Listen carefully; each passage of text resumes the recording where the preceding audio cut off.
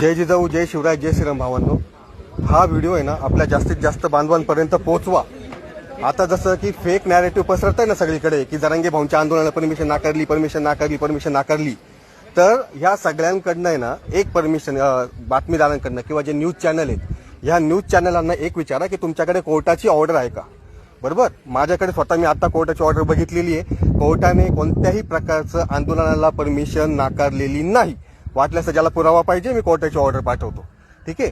तर याच्यामध्ये काय दिलेलं आहे, न्यायालयाने काय निदर्शन केलेले आहेत की जर जरांगे भाऊंना किंवा अंतरवली सराटींना इथून आपल्या बांधवांना जर आंदोलन करायचं असेल तर जे एक काय म्हणतात एकच मी तुम्हाला सांगतो, आंदोलन जो नियम आहे 2025चा त्या अनुषंगाने जरांगे भाऊंना किंवा आपल्या आंदोलनकर्त्यांना आझाद मैदानाची परमिशन घ्यावी लागेल असं मान्य कोर्टाने म्हटलेलं आहे. त्याच्यानंतर कोर्टाने पुन्हा त्याच नियमाचा हवाला देत असं पण म्हटलेलं आहे की कोणालाही आंदोलन करताना किंवा ह्या बाकीच्या गोष्टी करताना शांततेत पूर्ण जर आंदोलन करत असेल तर त्याला अडवण्याचा अधिकार कोणालाही नाही.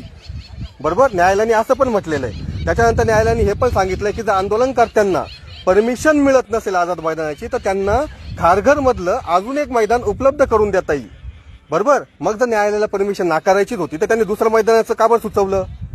बरोबर, पण हा विषय कुठून चालू झाला ते बी सांगतो. सकाळी एक बातमी आली की काय की एका ठराविक संस्थेने एक याचिका दाखल केली होती. त्या याचिकेवरती न्यायालयाने काय सुनवाई केली माहिती का तुम्हाला. तर त्या न्यायालय जे आपण म्हणतो ना की फेक नॅरेटिव्ह पसरवतात की जरांगे भाऊंना फटकारलं तर नाही. जरांगे भाऊंना फटकारलेलं नाहीये कोर्टाने. फटकारलं कोणाला आहे, ज्यांनी याचिका दाखल केली आहे ना त्यांना फटकारलेलं आहे. तुम्हाला पुरावे पाहिजे असतील तर मला मेसेज करा, पर्सनली मी तुम्हाला तो निकाल दाखवतो. तर न्यायालयाचा निकाल असं सांगतोय की सकाळी जो निकाल होता, सकाळी 2 निकाल झाले बरं का, अजून पण सांगतो. सकाळी जेव्हा याचिकेवरती सुनवाई झाली तेव्हा याचिकाकर्त्यांना कोर्टाने काय सुनावलं की तुम्ही एकतर्फी बाजू बांधतायत, तुमच्या याच्यामध्ये कोणत्याही प्रकारचा पक्षकार नाहीये, म्हणजे कोण विरोधी कोणी काहीच नाहीये. त्याच्यामुळं अशा प्रकारची याचिका आम्ही चालू देत नाही, आम्ही ही याचिका फेटाळून लावू. जर तुम्ही जरांगे भाऊंना पक्षकार म्हणून आणत असाल तर या याच्यावरती सुनवाई होईल.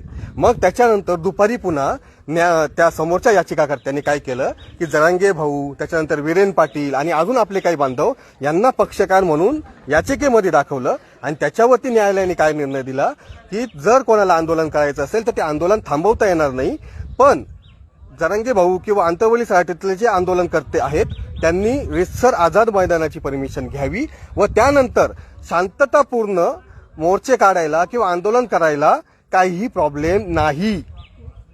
जर तुम्हाला आझाद मैदानात बसता येत नसेल तर तुम्ही खारघरमध्ये बसा किंवा खारघरचं पण मैदान उपलब्ध करून देण्याची परमिशन देण्यात येईल असंही न्यायालय म्हटलेलं आहे. मग मला सांगा भावांनो, एवढं सगळं मीडियावरती ट्रेंड चालू झालाय, हा का चालू झाला, कारण आपले बांधव घरी बसून गोंधळून जावे आणि सारखे फोन करावे व ते गोंधळांमध्ये ते घरातून बाहेर पडू नये. परमिशनच नाहीये तर काय होईल. आता बघा ना, आता तो सदावर्ते कसा हसत आला, पण ऍक्च्युअली सदावर्तेला पण माहितीये की न्यायालयाने परमिशन नाकारलेली नाहीये, पण फक्त आणि फक्त त्याच्या चेहऱ्यामुळे टीआरपी वाढेल व जास्तीत जास्त लोकांपर्यंत ही माहिती पोहोचेल की फेक नॅरेटिव्ह पोहोचेल की परमिशन नाकारली म्हणून. न्यायालयाने असं कोणताही निर्णय दिलेला नाही भावांनो. त्याच्यामुळे जे बांधव अंतरवलीत येत आहेत त्यांनी नक्की या. ज्या बांधवांना मुंबईत जायचंय त्यांनी मुंबईत जा, पण 29 तारखेला मुंबईत आपण जाणार म्हणजे जाणार आणि शेवटचा निर्णय हा आपले जरांगे भाऊच घेतील हे पण मी तुम्हाला सांगतो. त्याच्यामुळे जरांगे भाऊंच्या आपली जी सोशल मीडिया टीम आहे ती सोशल मीडिया टीम काय पोस्ट करतेत ना, फक्त त्याच्यावरतीच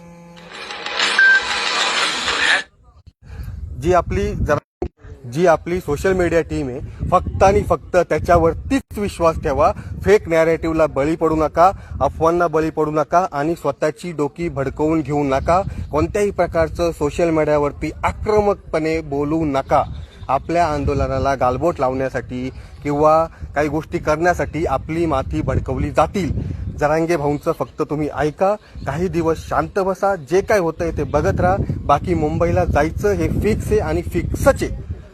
त्याच्यामुळे कोणत्याही अफवांना बळी पडू नका आणि जास्तीत जास्त बांधवांपर्यंत हा व्हिडिओ पोहोचवा. आणि जर कोणाला डाऊट असेल तर मला पर्सनली मेसेज करा, मी तुम्हाला न्यायालयाचा निकाल पाठवतो. कारण बातम्यांनी फक्त बोललंय, न्यायालयाचा निकाल दाखवलेला नाहीये. तर प्रॉपर गोष्टी जर तुम्हाला समजून घ्यायच्या असतील तर न्यायालयाच्या निकालावरती समजून घ्यायच्या असतात आणि न्यायालयाचा निकालच सांगतोय ह्या गोष्टी. जर तुम्हाला हवं असेल ना तर वाटल्यास तो जो स्क्रीनशॉट आहे ना तो मराठीमध्ये मी काढून आहे ना तो स्क्रीनशॉट मी खाली ह्या कमेंट बॉक्समध्ये पिन करून ठेवल. तेवढा तरी स्क्रीनशॉट कमीत कमी तुम्ही बघा. आणि जो गैरसमज झाले असतील किंवा काय तर सगळ्या बांधवांना समजवा, सगळ्या बांधवांपर्यंत बघा. ठीक आहे. आणि आपले मल्लू दादा म्हणतात की कोर्ट एवढ्या लवकर कसं काय निर्णय देऊ शकतं, तर हा पण एक अभ्यासाचा विषय आहे. पण कधी कधी इमर्जन्सी याचिका असतात, त्याच्यामुळे कोर्टाला लवकरात लवकर निर्णय घेणं भाग असतं. पण मी नेहमी म्हणतो की एवढाच लवकर निर्णय जर बाकीच्या आपल्या गरीब बांधवांना, सामान्य नागरिकांना जर कोर्ट द्यायला लागलं तर कोणत्याच कोर्टात केसेस पेंडिंग नाही राहणार. बाकी तुमच्यावरती भावांनो. जय जिजाऊ, जय शिवराय, जय श्रीराम.